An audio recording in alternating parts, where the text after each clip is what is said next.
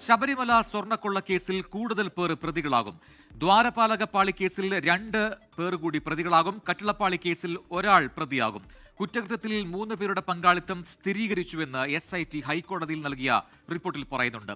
സ്വർണ്ണപ്പാളികളിൽ SIT വീണ്ടും ശാസ്ത്രീയ പരിശോധന നടത്തും. 2017 ശബരിമല കൊടിമരം പുനഃപ്രതിഷ്ഠയിൽ ഗുരുതര ക്രമക്കേട് നടന്നുവെന്ന് ഹൈക്കോടതി.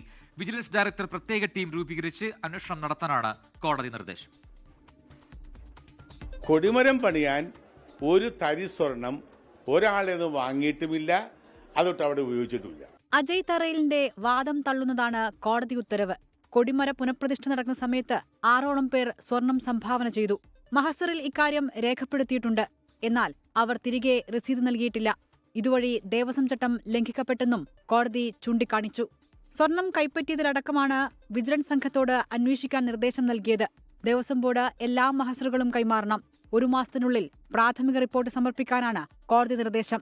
സ്വർണ്ണക്കൊള്ളക്കേസിൽ ദ്വാരപാലകപ്പാളികൾ വീണ്ടും പരിശോധിക്കാൻ ഒരുങ്ങുകയാണ് SIT. 12-ാം തീയതി സാമ്പിൾ ശേഖരിക്കും.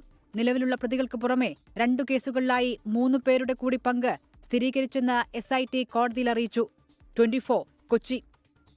ലോകത്തെവിടെയായാലും ഏത് സമയത്തും 24 വാർത്തകളും ഓഗ്മെന്റഡ് റിയാലിറ്റി പാക്കേജുകളും എക്സ്പ്ലെയിനറുകളും വിശദമായി കാണാൻ ഞങ്ങളുടെ YouTube ചാനൽ നിങ്ങൾക്ക് സബ്സ്ക്രൈബ് ചെയ്യാം.